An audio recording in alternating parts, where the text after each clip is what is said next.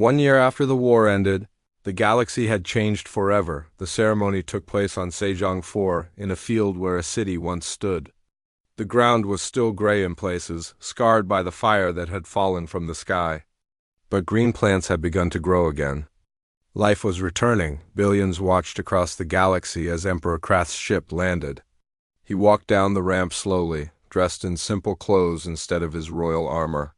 Human soldiers lined the path, but they did not point weapons at him. They simply watched. At the end of the path stood Lieso Aradat. She had spent the past year helping rebuild.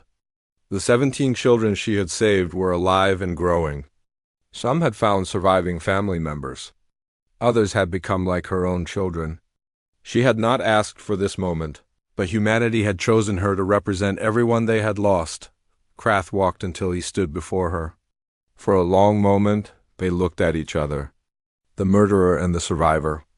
The Emperor and the teacher. Then Krath lowered himself to his knees. His head bowed toward the ground. "I am sorry," he said. His voice was rough, barely a whisper. "For what I ordered? For what I allowed? For the 2 million lives that ended because of my pride." He looked up at Sora. "I cannot undo what was done. I can only ask for forgiveness that I do not deserve." The galaxy waited for Sora to respond. She said nothing. Her silence lasted 10 seconds, 20, 30. She looked at Krath with eyes that held no hatred, no anger, only a sadness deeper than words could express. Then she turned and walked away, taking the hands of 2 children who had been waiting nearby. She never spoke to him. She never acknowledged his apology. Her silence was her answer. It was the worst punishment Krath would ever receive. The Dominion Empire was dissolved that same week. Species that had been conquered for centuries gained their freedom. New governments formed. Borders were redrawn. It would take years for everything to settle, but the galaxy was already different. Humanity's reputation had transformed completely. No longer were they the young, weak species that other civilizations ignored. Now they were respected and feared. Admiral Yun Hana retired from military service 3 months after the war. She had done what was necessary, but it had cost her something inside. On her last day in uniform, she traveled to Sejong 4. She walked alone through the memorial that now stood where the main city had been. 2 million names were carved into walls of white stone that stretched for kilometers. She found a quiet corner and placed a single flower on the ground.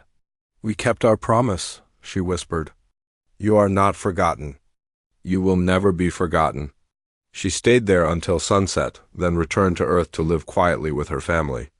She never spoke publicly about the war again. Dr. Park J was offered many awards for his work on Project Ember. He refused all of them. The weapon was locked away in the deepest vault humanity had, and he hoped it would never be needed again.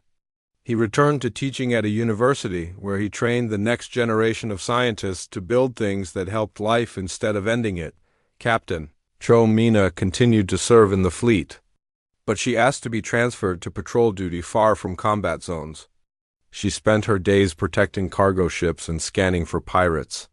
It was boring work, and she was grateful for every boring day. The Galactic Council offered humanity a permanent seat among its highest members. Ambassador Kang Tae-ho accepted on behalf of his people. His acceptance speech was broadcast to every corner of the galaxy. He stood in the same chamber where he had been laughed at 2 years before. Now every being listened in silence. "We did not want this war," Tae-ho said. "We did not want to show the galaxy what we are capable of. For 200 years we reached out with open hands, hoping to find friends among the stars. Instead, we found beings who saw our kindness as weakness, who thought our mercy meant we could not fight." He paused, looking around at the assembled aliens. "Now you know the truth. Humanity can be terrible when we must be. We can destroy empires. We can bring civilizations to dust. But that is not who we want to be." His voice softened. "We want to build. We want to discover. We want to share knowledge and culture and friendship with every species willing to offer the same. The hand we extend today is the same hand we extended before Sejong 4, open, peaceful, hopeful." He straightened his back. But never again mistake our kindness for weakness. Never again believe that our desire for peace means we cannot wage war. We have shown you what happens when you harm us. Now we hope to show you what happens when you stand beside us as allies and friends." The chamber was silent for a moment. Then slowly, Counselor Myrus began to clap. Others joined.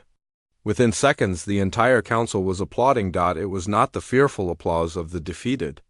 It was respect earned through blood and fire and tears. 10 years later, a new statue stood in the central square of rebuilt Sejong City.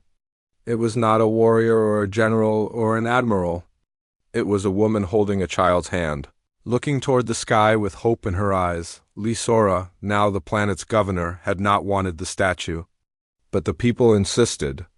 She had saved 17 children. She had become a symbol of survival and resilience. She represented everything humanity wanted to be. The inscription at the base was simple. They tried to break us. They made us unbreakable. Human and alien children played together in the square beneath the statue. Their laughter echoed off the new buildings that rose where ruins once stood. Somewhere, a teacher was telling them about Earth, about history, about all the terrible and wonderful things that beings could do to each other. And somewhere, in the quiet corners of the galaxy, other empires looked at humanity with new eyes. They remembered the warning that had once been laughed at. They remembered what happened to those who did not listen. They would not make the same mistake. Humanity had earned its place among the stars, not through conquest or cruelty, but through showing the galaxy both their capacity for destruction and their desire for peace. They were done being underestimated. They had just begun to show what they could truly become. 6 months after the war began, the Dominion Empire was falling apart. Human fleets did not try to conquer planets. They did not land armies or demand surrender. They simply cut every connection. Supply ships disappeared. Communication stations went silent. Resource convoys never arrived. Slowly, carefully, humanity was strangling the Empire. On the Dominion homeworld, Emperor Krath paced in his throne room. Reports arrived every hour, and each one was worse than the last. 3 more military bases destroyed. Another fleet defeated. Food shortages on 12 worlds. Factories shutting down because materials could not reach them. How is this possible? Krath demanded. They are a young species. They should have fallen in weeks. His advisors had no answers. The humans fought differently than any enemy before. They did not seek glory or conquest. They were patient, methodical, terrifying. Dr. Park J had developed a new strategy. Instead of using Project Ember to destroy entire stations, human forces now deployed smaller nanet weapons against specific military targets. A weapons factory would dissolve while the houses next to it remained untouched. A military base would turn to dust while the civilian city around it stayed safe. The message was clear. Humanity was not here to kill everyone. They were here to destroy the Dominion's ability to make war. Nothing more. Nothing less. This precision terrified the Empire even more than total destruction would have. It showed control, planning, a cold intelligence that did not act from anger but from calculation. Across the Empire, other species began to rebel. For centuries, the Dominion had conquered and controlled dozens of worlds. Those conquered people had waited for a chance to fight back. Now they saw their chance. On the planet Voss, the native people rose up against their Dominion governors. On the moon of Kether, workers sabotaged military equipment. Everywhere, the Empire's victims turned against their masters. The Galactic Council watched all of this with growing fear. High Arbiter Velos called an emergency meeting. The Great Hall was fuller than it had been in centuries. Every species wanted to see what would happen next. "We must intervene," Velos announced. "This war threatens the stability of the entire galaxy."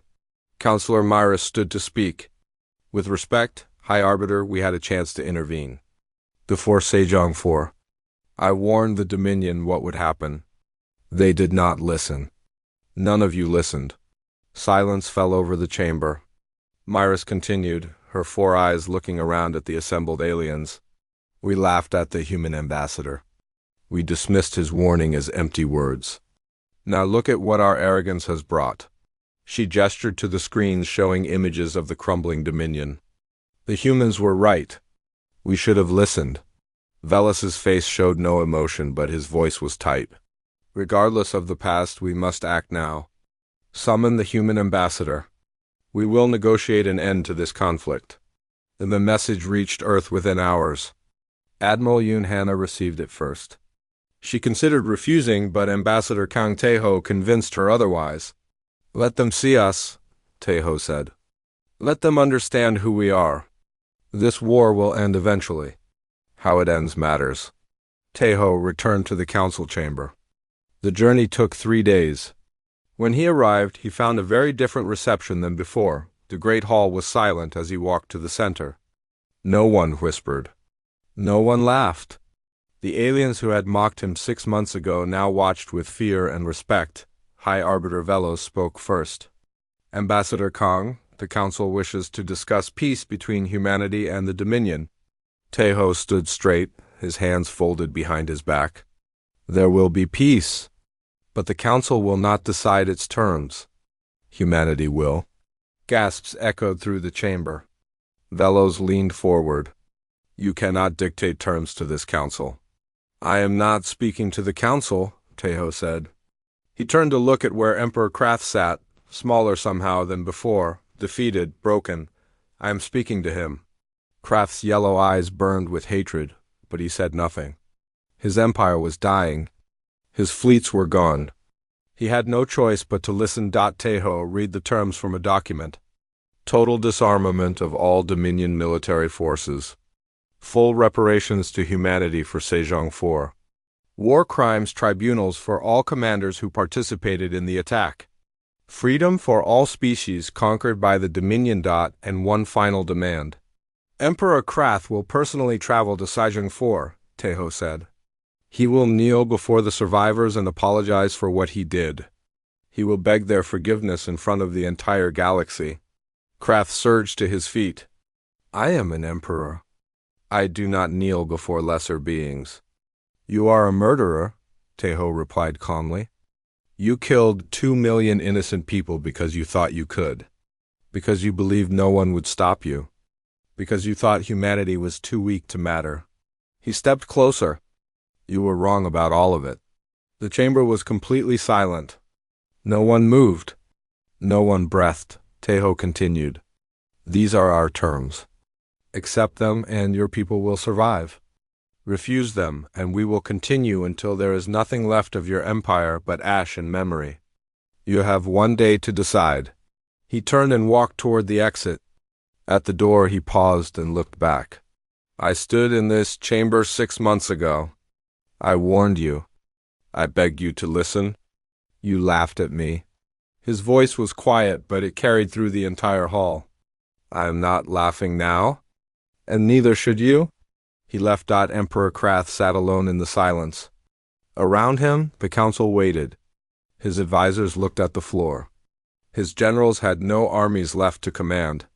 His empire, built over thousands of years, had been destroyed in 6 months by a species he had called children. The deadline was 1 day. Krath knew he had no choice. He could accept humiliation and survive, or refuse and watch his entire civilization disappear. His pride screamed at him to fight. But his pride had already cost him everything. 20-3 hours later, he sent his answer. He would accept all terms. He would kneel. The galaxy had always believed humans were weak. They had small fleets, few ships, limited resources. The Dominion Empire expected the war to last perhaps a week before humanity surrendered. They were very wrong. From asteroid fields and hidden moons, from the dark spaces between planets where no one ever looked, the true human fleet emerged. For 100 years, humanity had shown the galaxy only a fraction of their strength. They had built in secret, prepared in silence, and waited. Now 3,000 warships moved through space toward Dominion territory. Each one was painted black, hard to see against the darkness of space. Each one carried weapons the galaxy had never seen. Captain Cho Mina sat in the command chair of her ship. The silent wind, She was 35 years old with sharp eyes and a scar across her chin from a training accident years ago. Her mission was simple: reach the Dominion's largest shipyard and deploy Project Ember. "How long until we reach the border?" she asked. 4 hours, Captain, her navigator replied. Mina nodded. She thought about Sejong 4. She had never been there, but she had seen the recordings. The burning cities. The dead fields. 2 million people turned to ash because an emperor wanted to prove he was strong. Her hands tightened on the armrests of her chair. The Dominion detected the human fleet 2 hours before it reached their border. Emperor Krath received the report in his throne room.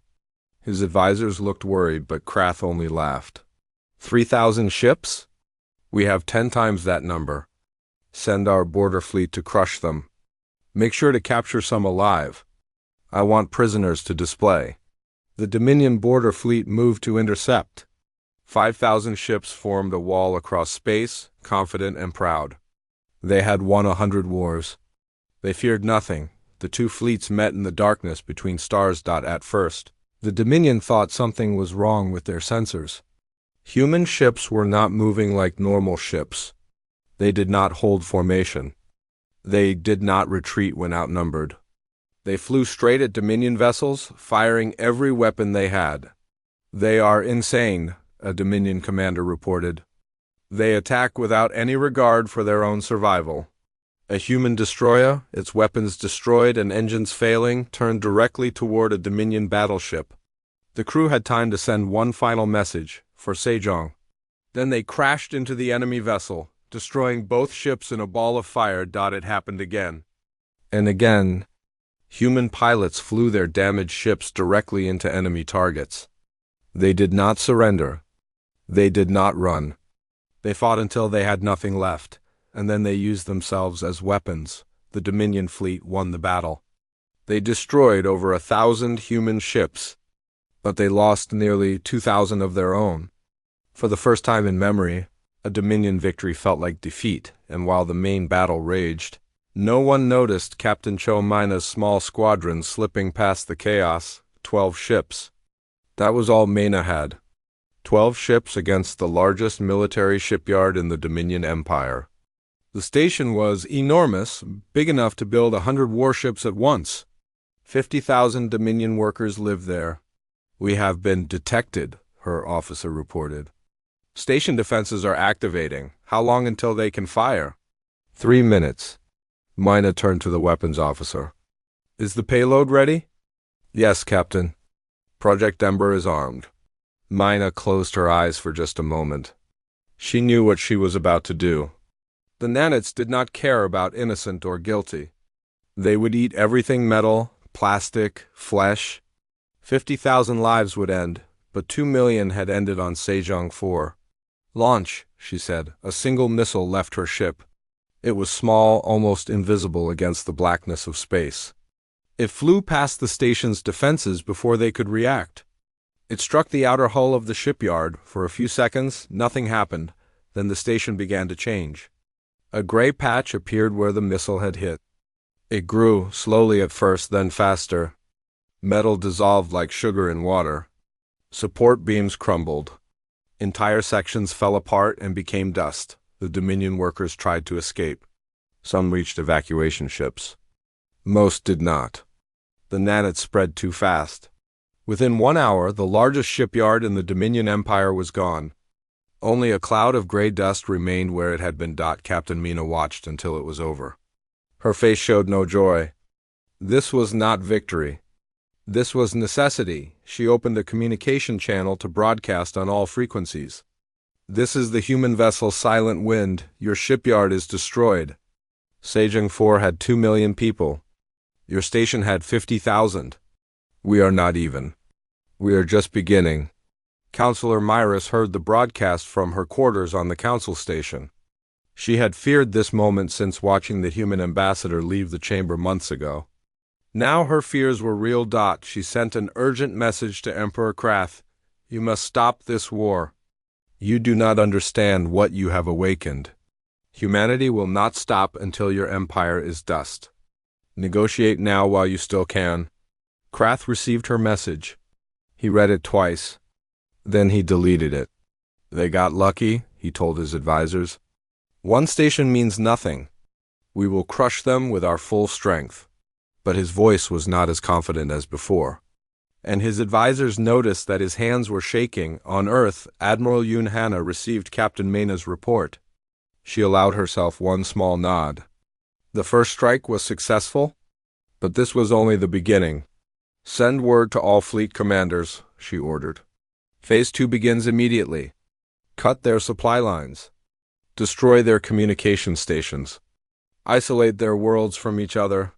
She looked at the star map before her. Red dots marked Dominion territory. There were so many of them.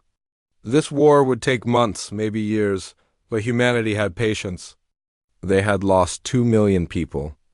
They would not stop until justice was complete. They thought we were the prey, Hannah said quietly to herself.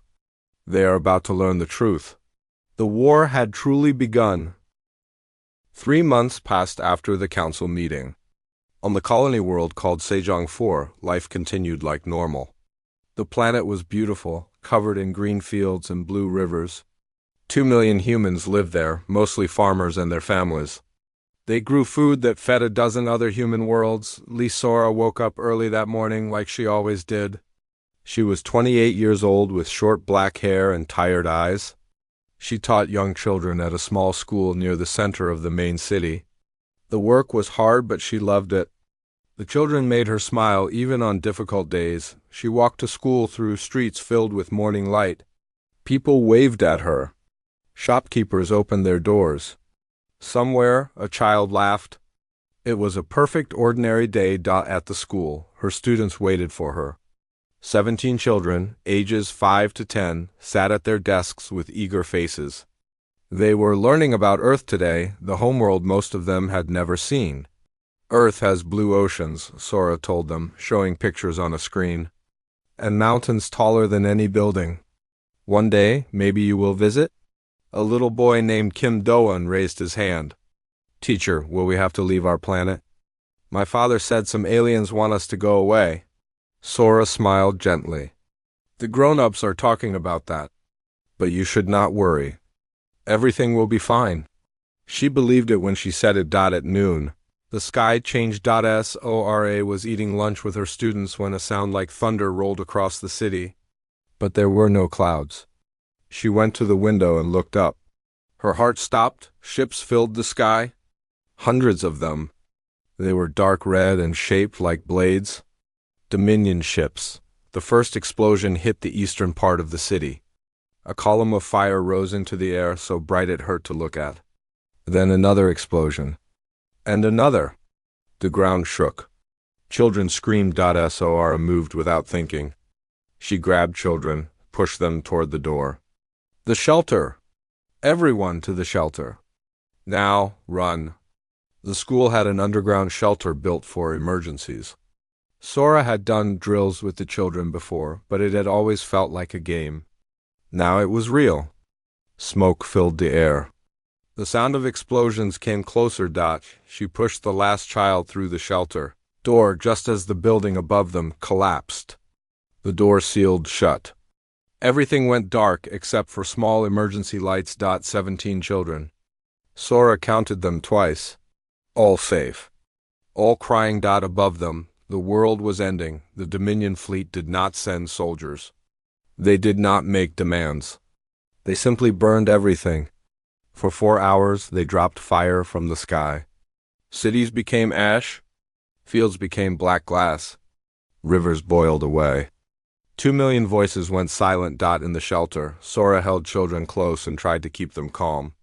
The ground shook over and over. Dust fell from the ceiling. One girl asked if her parents were okay. Sora did not know what to say. When the shaking finally stopped, Sora found the emergency radio. With trembling hands, she sent a message toward Earth. Her voice broke as she spoke. This is Lisora, Colony Sejong 4. We are under attack. The city is gone. I have 17 children with me. We are in a shelter, please. Please help us. The sky is orange. Everything is burning. Please. The message traveled across space at the speed of light. It took 3 hours to reach Earth. When it arrived, it played in a room full of military officers. They listened in complete silence. Some of them had tears on their faces. None of them spoke. The news spread fast. Within hours, every human in the galaxy knew what had happened. They watched recordings from satellites. They saw the beautiful green world turn black and orange. They heard Sora's broken voice. The children crying in the background. Something changed in humanity that day. There was no panic. No riots in the streets. No angry crowds demanding revenge. Instead, there was silence.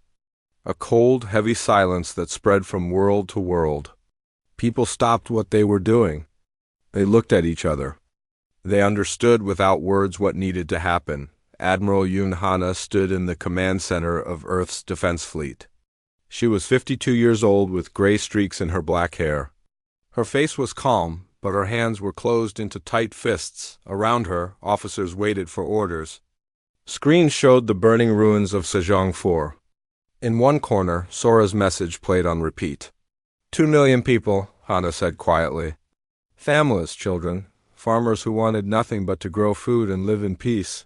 She turned to face her officers. They thought we were weak. They thought we would cry and beg and accept whatever scraps they offered. Her voice was steady like stone. They were wrong. She pressed a button on her console. A hidden frequency opened, connecting her to ships and stations across human space. This is Admiral Yoon Hana, authorization code Omega 7. Activate all reserve fleets. Wake Project Ember. Contact Dr. Park J. In a secret laboratory on Mars, a thin man with glasses received the call. Dr. Park J had spent 20 years building something he hoped would never be used. A weapon so terrible that its existence alone should have prevented war. He had been wrong about that. He looked at the container in front of him. Inside, trillions of tiny machines waited. They could take apart anything metal, stone, flesh atom by atom. They could eat a planet if given enough time. Project Ember is ready, he said into his communicator. His voice was sad but certain. God forgive us for what we are about to do. Back on the command deck, Admiral Hana addressed her fleet. They wanted to teach us our place. They killed 2 million innocent people to send a message. She paused. Now we will send our reply. Across human space, ships that had been hidden began to move. Engines that had been cold for years came alive. Soldiers who had trained for decades finally had their purpose. The message went out to every human vessel. Total response. No terms, no retreat. Humanity was done talking. The Great Hall of the Galactic Council was older than human civilization itself. Giant stone pillars rose toward a ceiling lost in darkness. Thousands of alien beings sat in curved rows that climbed high above the central floor. Their eyes, some with pupils and some without, all looked down at the single human standing alone in the middle. Kang Taeho kept his back straight. He wore a simple black suit with no medals, no decorations. Around him, creatures of every shape whispered to each other. Some had scales. Some had fur. Some looked like nothing he could describe. All of them thought the same thing about him: weak, young, unimportant. Humanity had traveled among the stars for only 200 years. To these ancient species, that was nothing. A blink. A single breath in a long life. High Arbiter Velos sat on a throne carved from white crystal. His body was tall and thin, wrapped in silver robes. His face held no expression as he raised one long finger for silence. The Dominion Empire brings accusation against the species known as humans, Velos said. His voice echoed through the hall. They claim territorial violation. Emperor Krath will speak. From the shadows on the right side of the hall, a massive figure stepped forward. Emperor Krath stood 3 meters tall. His skin was dark red, thick like armor. His eyes burned yellow in the dim light. When he smiled, rows of sharp teeth caught the light. These humans, Krath said the word like it tasted bad, have sent their little ships into space that belongs to us. 3 of their colony worlds sit on Dominion territory. We demand they leave. We demand payment for this insult. If they refuse, He let the silence hang in the air. We will correct them. Laughter rippled through parts of the council. Many species had seen the Dominion correct others before. Entire civilizations had disappeared. Planets had burned. The Dominion was old and powerful, and they did not make empty threats. Velos turned his cold eyes to Tejo. Human representative. You may respond. Tejo did not move for a long moment. He looked at the thousands of faces watching him. He saw their amusement, their boredom, their certainty that this would end only one way. Then he spoke. His voice was calm and clear. High Arbiter, honored council, I did not come here to argue about borders. He paused. I came here to tell you a story. Krath made a sound of disgust. We do not need stories from children. Tejo continued as if he had not heard. 300 years ago on Earth, humans fought each other in a great war. We killed 60 million of our own kind in just 6 years. We burned cities until nothing remained. We created weapons that could destroy everything. The hall grew quieter. Some of the aliens leaned forward. When that war ended, Tejo said, we looked at what we had done. We were horrified. We promised ourselves we would change. We built systems to prevent such wars. We reached for peace. We chose to be better. He took a slow breath. Many species look at humans and see a young civilization. They see our kindness and think we are soft. They see our desire for peace and think we are afraid. He turned to face Emperor Krath directly. You are wrong. The hall went silent. Even the whispers stopped. Humans are not peaceful because we do not understand violence, Tejo said. We are peaceful because we understand it too well. We have seen what we become when we let go of our restraint. We have tasted destruction and we chose to put it away. But we did not forget how. Krath's yellow eyes narrowed. Is this a threat, little human? It is a warning, Tejo said. And I am begging you to hear it. He looked around the council chamber. Humanity does not want war. We do not seek conquest. We came to the stars hoping to find friends, not enemies. But we will not be pushed. We will not be threatened. And we will never, ever forget those who harm us. He stepped closer to where Krath stood. The massive alien looked down at him with contempt. Your empire is vast, Tejo said. Your fleets are powerful. You have conquered many worlds.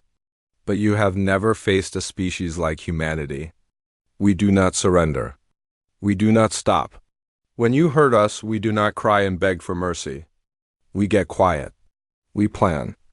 And then we respond with everything we have. His voice dropped lower. But somehow it carried through the entire hall. Harm humanity once. And your empire will not survive the aftermath. For a moment, silence held the chamber. Then Krath began to laugh. It was a deep, ugly sound that echoed off the ancient stones. This creature threatens the Dominion? Krath looked around at the council. Did you hear? The infant species thinks it can frighten us. Laughter spread through the hall. Hundreds of alien voices joined in mockery. High Arbiter Velos allowed himself a thin smile. Your warning is noted, Velos said. The council will consider the Dominion's demands. You may leave. Tejo stood still for another moment. His face showed nothing.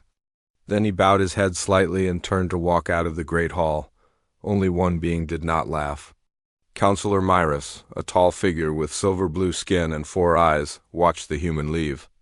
Something cold settled in her stomach. She had lived for 800 years. She had seen many species rise and fall.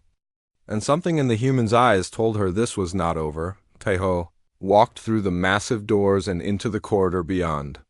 He pulled a small device from his pocket and pressed a single button. A coded message flew across the stars toward Earth. It contained only 7 words. They did not listen. Initiate Contingency 7. Far away, on a blue planet circling a yellow sun, a quiet alarm began to sound in a room buried deep underground. The people who heard it did not panic. They simply looked at each other and nodded. Humanity had hoped for peace. Now they would prepare for something else.